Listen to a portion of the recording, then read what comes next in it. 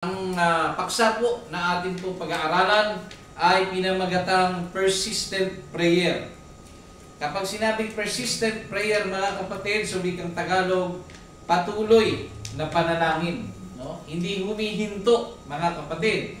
Sa ating pong pag-aaralan, ang layunin po nito ay tayo po ay maturuan sa isang sitwasyon na pagdating po sa panalangin, hindi pa pwede na isa lang, dalawa o tatlo, mga kapatid. And after nun, pag wala kang nakitang result, ay susuko ka na. So sa madaling salita, gusto tayong turuan sa oras na ito ng salita ng ating Panginoon na maging matatag sa kung ano man po yung ating nais na hingin o yung hinihingi, yung ating mga hinahangad sa buhay ay makamit natin. Dahil pag meron tayong persistent prayer, mga kapatid, lahat ng bagay na kahit iniisip ng tao ay imposible, ay maaaring maging posible basta nasa tama po, mga kapatid, nasa tamang kalooban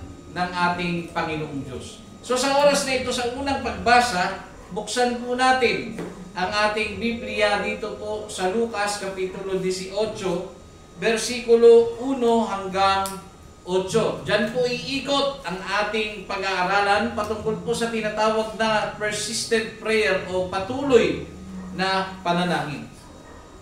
Ang sabi po dito sa Luke chapter 18 verse 1, at sinalita niya sa kanila ang isang talinghaga na sila'y dapat magsipanalangin lagi at huwag mga lupaypay. Na sinasabi, may isang hukom sa isang bayan na hindi natatakot sa Diyos at walang taong pinagpipitagan. Walang taong pinagpipitaganan. At sa bayang yaon ay may isang babaeng bao at siya'y naparoroong madalas sa kanya na sinasabi, iganti mo ako sa aking kaalit.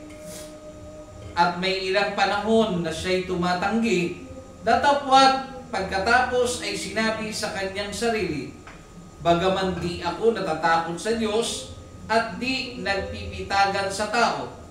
Gayunman, sapagkat nililigalig ako ng baong ito, ay igaganti ko siya. Baka niya ako bagabagin ng kapaparito. Number 6. At sinabi ng Panginoon, pakinggan nyo ang sinasabi o sinabi ng likong hukom. At hindi baga igaganti ng Diyos ang kanyang mga hirang na sumisigaw sa kanya sa araw at gabi, at siya'y may pagpapahinuhod sa kanila? Sinasabi ko sa inyo na sila'y madaling igaganti niya. Gayon may pagparito ng anak ng tao, makakasumpong kaya siya ng pananampalataya sa lupa. So yan. Ito po ang ating pag-aaralan ngayon. So bago po tayo pumasok sa sitwasyong ito, tandaan po natin na sa Lucas 17, no, bago mag-18, sa mga huling bahagi dyan ay tumatalakay ang Panginoon sa kanyang muling pagbabalik. No? At siya po ay naglarawan dyan sa Luke chapter 17 verse 34 hanggang 37, yung matatapos na po dyan, yung about po sa kanyang pagparito na sa isang gabing yaon ay mayroong dalawang tao daw o dalawang lalaki ang nasa isang higaan o sa isang higaan. Ang isa'y kukunin at ang isa'y iiwan. So ito po ay nagpapakita, mga kapatid, ng patungkol sa pagparito o muling pagbalik ng ating Panginoon. And after nun, ng kanyang pagtuturo, ipinasok niya, mga kapatid, sa kanila ang isang talinghaga patungkol po dito sa likong hukom. Ito po, mga kapatid, ay likong hukom. No? Masama po na hukom. At kapag sinabi pong hukom o judge, alam natin, mga kapatid, na ito po ay siyempre nagja-judge. Ano? Siya po, mga kapatid, ay nilalapitan ng mga kliyente na humihingi po ng tulong o hustisya. So ngayon po, ito pong likong hukom, ayon po sa talinghaga ng ating Panginoong Hesus. Siya po ay nasa isang bayan at ang karakter po nitong hukom na ito, ang uri niya po ay hindi po siya natatakot sa Diyos. Okay? At wala siyang iginagalang, wala siyang nirerespetong tao. Ganyan po siya kaliko. Ayon po mga kapatid sa Biblia, ayon sa ating Panginoon. Itong likong hukom na ito, wala po siyang iginagalang o nirerespetong kinikilala maging ng Panginoon. At isang araw, isang pagkakataon, meron pong isang babaeng bao. Okay? Pag sinabing babaeng bao, wala na po itong asawa. At itong babaeng bao na to ay namumroblema sapagkat meron po siyang kaalit at humihingi siya ng hustisya. At ito pong babaeng bao, mga kapatid, ay paulit-ulit na pumupunta dito sa likong hukom. Okay? Pabalik-balik po siya. At ngayon po mga kapatid, kakabalik-balik niya, ang hukom na ito ay nagsabi, no? Sabi dito mga kapatid sa board, daanan lang natin, at may ilang panahon na siya'y tumatanggi. Okay? Datapwat pagkatapos ay sinabi sa kanyang sarili, bagaman di ako natatakot sa Diyos at di nagpipitagan sa tao, gayon man, sapagkat nililigalig. Pag sinabing nililigalig, ginagambala. Okay? Ginagambala. Ginagambala ako ng baong ito, ay igaganti ko siya. Ngayon po mga kapatid, ilang panahon po na ang bao ay pabalik-balik sa kanya, humihingi po ng tulong niya, ito po ay kanyang tinatanggihan. Alam po natin yan mga kapatid, na kung gaano kasakit o ano ang pakiramdam nang tinatanggihan ka ng taong inaasahan mo sana. Okay? Inaasahan niyang matutulungan siya sapagkat yun nga ay hukom. At dahil sa siya'y hukom, umaasa po ang babaeng bao na siya po ay tutulungan.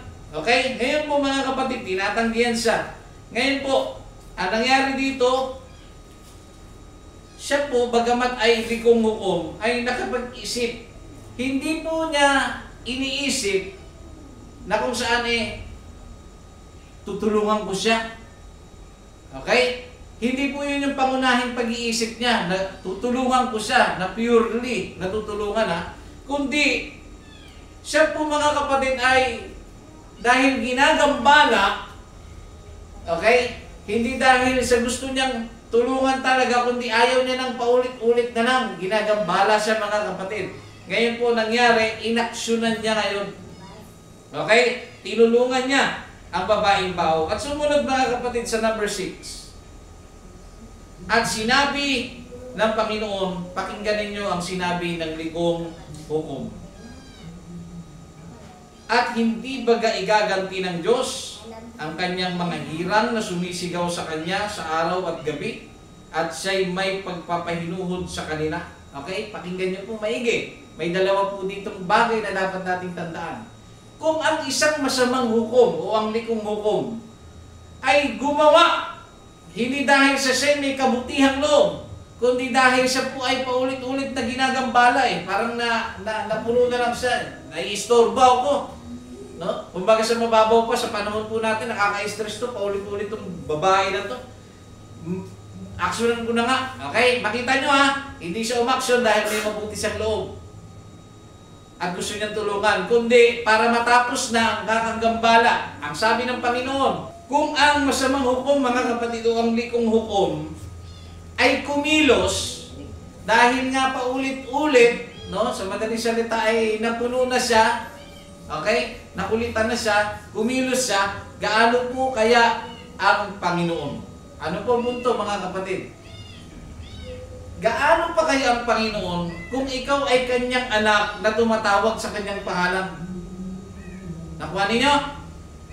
Ang likong hukom ay masama, no? Na binabanggit sa Biblia.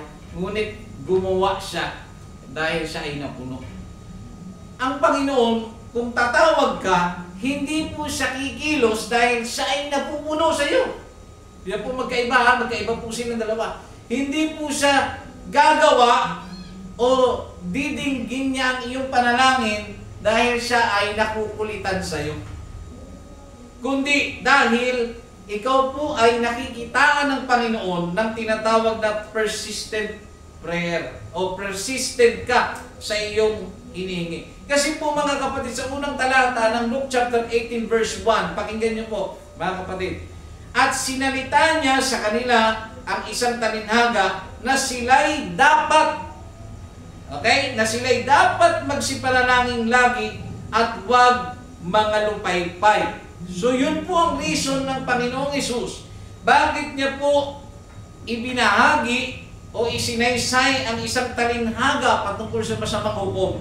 Ang dahilan po niyan para turuan, no, ang mga alagad na sila po ay matuto na magsipanalangin lagi. Yun po ang sabi ng Biblia. Panalangin lagi, hindi po panalangin lang. Tinuturo ni Jesus, hindi lang basta panalangin, kundi panalangin lagi. Ano pong sumunod? At huwag mga lupaypay. Huwag panghihinaan ng loob. Ngayon po, mga kapatid, ano po ito sa atin bilang mga anak ng ating Panginoon? Okay? Isipin niyo po ang babaeng bao, pabalik-balik.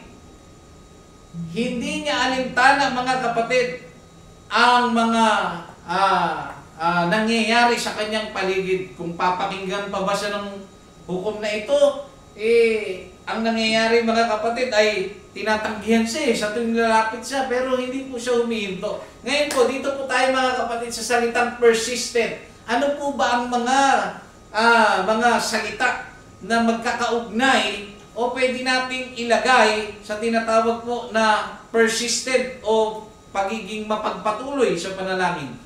Pag sinabing persistent mga kapatid, ito po ay kahalintulad ng pagpupursige.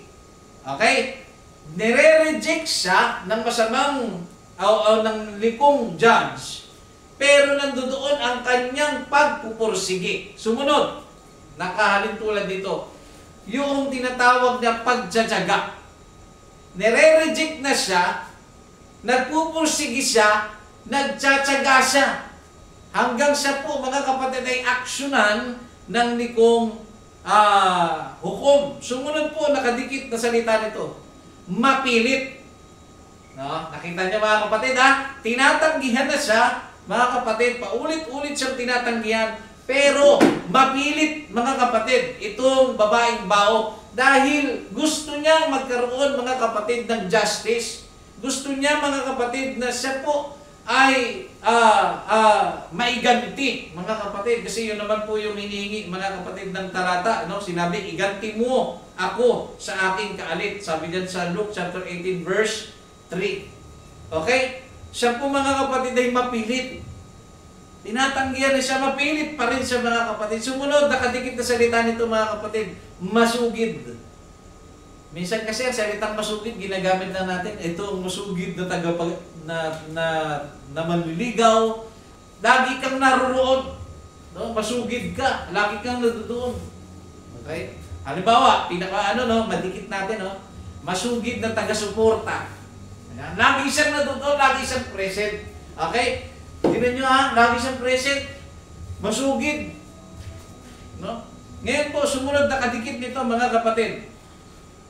Sa wikang English, uncomplaining. Hindi po siya nagre-reklamo. Papansinin nyo, tinatanggihan siya, paulit-ulit siyang pumupunta doon sa likong hukom. Pero kahit nire-reject siya, wala tayong narinig, binabasa, o isinaysay ni Jesus na siya po ay nagreklamo. So meron siyang uncomplaining spirit, hindi po siya nagre-reklamo kahit nire-reject siya. Paulit-ulit po siya. Sumunod po mga kapatid, nakadikit na salita nito sa wikang English, yung tinatawag na constant. Pag sinabing constant sa wikang Tagalog, pare-pareho o hindi nagbabago. Okay? Bakit pare-pareho? Alam niyo bakit? Kasi pagpunta niya, iganti niyo po ako sa aking kahalit. Tinanggihan. Sumunod na araw, balik sa iganti niyo po ako sa aking kahalit. Paulit-ulit sa mga kapatid. So pare-pareho ang kanyang sinasabi. Paulit-ulit. No?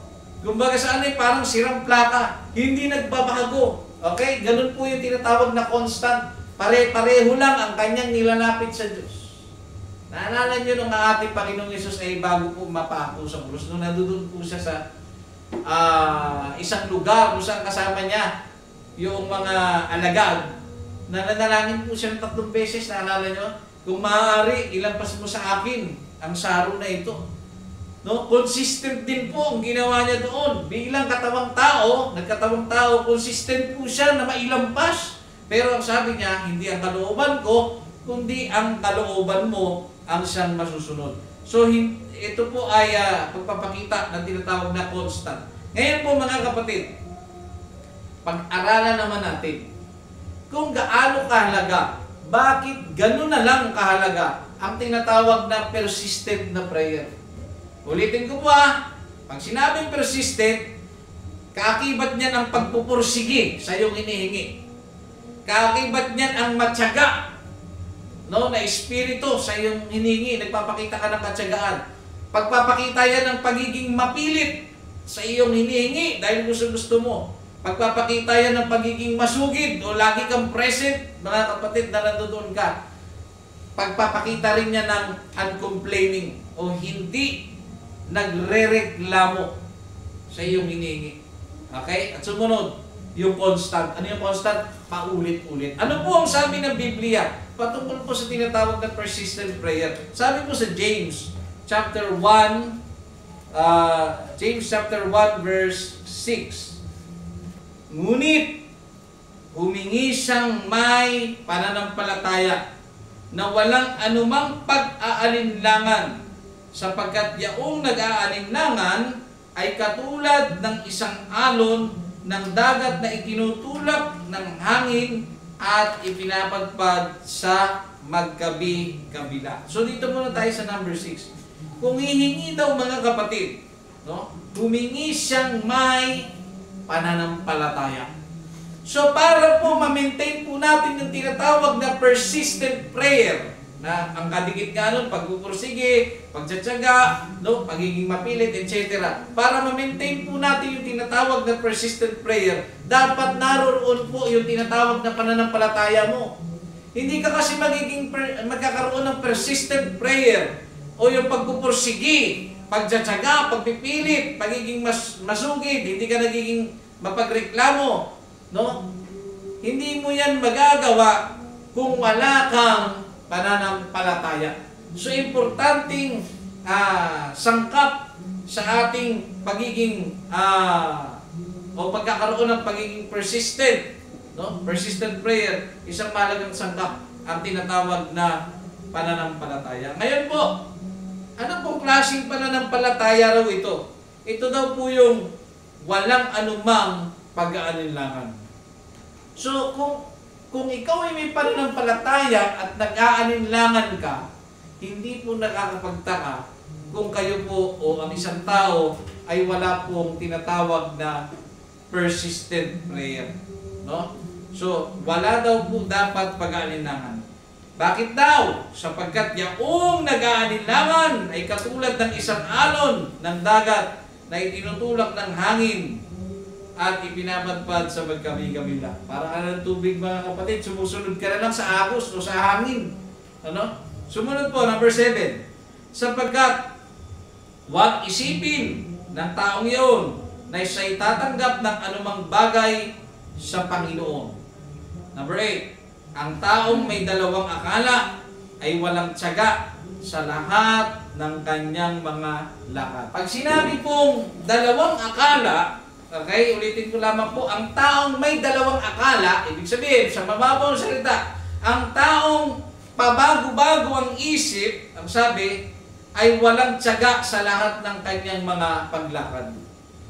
Pag pabago-bago pala, ito rin ang isa kung bakit hindi tayo nagkakaroon ng persistent sa ating mga prayer, Dahil pabago-bago tayo. Pabago-bago ng plano. Pabago-bago ng hinihingi. Nung una, Panginoon, ito, ibigay mo to sa akin. Nung dumating na-realize niya na parang, hindi ko yata kaya ito, Panginoon. Yan. So, pabago-bago po tayo mga kapatid. At kapag tayo po ay pabago-bago, gaya nito mga kapatid, pag nasa gawain tayo ng ating Panginoon, pag pabago-bago ka, maglingkod ka, hindi ka maglingkod, magsasabi ka, Panginoon, magsiseryoso na ako, ilang araw lang, babalikan na naman sa dati mo. Pag pabago-bago ka mga kapatid, ng iyong pag-iisip pagdating sa paglilingkod sa ating Panginoong Diyos, huwag kang pumasang tatanggap ka sa lahat ng iyong hinihingi at dinadalangin, huwag kang umasa na ikaw ay tatanggap. Ngayon, bago tayo magtapos, mga kapatid, dito po sa ating pinag-aralan patungkol po sa tinatawag na likong hukom, alalahanin po natin palagi ang kwentong ito. Gaya ng babaeng ito, masama yung nilalapitan niya, pero pinakinggan siya. Gaano pa kaya tayo? Okay? Ang nilalapitan natin ay hukom din ng Diyos. Pero hindi siya masama gaya ng tinutukoy ng Biblia. Na itong tinutukoy ng Biblia na masamang hukom, mga kapatid, ay tinatanggihan siya. Ngunit ang ating hukom, mga kapatid, pag lumapit po tayo, hindi po tayo tatanggihan niya. Kaso nga lang, may mga bakas, mga kapatid, na dapat po nating sundan. Kasi pag humihingi tayo sa ating Panginoon, sometimes, tinitignan ng Panginoon kung sigurado ba tayo ron o seryoso tayo sa ating hinihingi, mga kapatid. Tinitignan niya minsan, akala natin, hindi tayo pinapakinggan ng Panginoon. Pero kasi, tinitignan ng ating Panginoon ang ating sinseridad kung ipagpipilitan ba natin yung ating hinihingi. Okay? Gaya nito, mga kapatid, meron tayong mga prayer request sa buhay, malamang may mga personal na may mga gustong gumaling sa karamdaman. Paano ka gagaling sa iyong diabetes kahit na anong pagpupursigi mo, kain ka pa rin ng kain ng kanin. Kain ka pa rin ng kain, mga kapatid, ng matamis. Hindi ka pa rin gagaling. Kasabay ng pagpupursigi mo, kailangan makitaan ka kasabay ng pagpupursigi mo, makitaan ka ng changes sa iyong pamumuhay. Okay? So sa oras na ito, mga kapatid, ang tandaan natin, huwag tayong mawawalan ng pag-asa. Pag hindi mo nakuha ng isang shot, mga kapatid, huwag kang mawawalan ng pag-asa. Alalahanin po natin itong babaeng baho na hindi po siya humihinto hanggat hindi po niya nakukuha ang katarungan, hanggat hindi po siya naigaganti mula sa kanyang kaalit. Yun. So sa oras na ito, mga kapatid, ano man po ang ating hinihingi sa ating Panginoon, alam niyo po yan sa inyong mga sarili, yung mga matatagal nyo na pong mga kahilingan, mga matatagal nyo nang gustong mangyari sa inyong buhay, mga na-stack ninyong pangarap, mga na-stack ninyong mga naisin, mga na-stack ninyong pangarap sa gawain, mga kapatid, ay mangyayari po yan kung magkakaroon po tayo ng tinatawag na persistent prayer. Kailangan po yan, mga kapatid. Kung paanong ang ating Panginoong Hesus ay tinuruan ang mga alagad noong una, way back 2,000 years ago, sinulat ni Lucas, kung tinuruan po sila sa pamamagitan ng tinatawag na parable, sabi diyan, tinuruan sila, gusto silang turuan na manalangin palagi. So wala pong ibang paraan para mapakinggan po tayo ng Diyos, kundi ang manalangin palagi na may tinatawag po na persistent prayer. So sa oras pong ito, purihin po natin ang Diyos, palakpakan po natin ang ating Panginoon. Sa mga kapatid, salamat po sa ating Panginoon.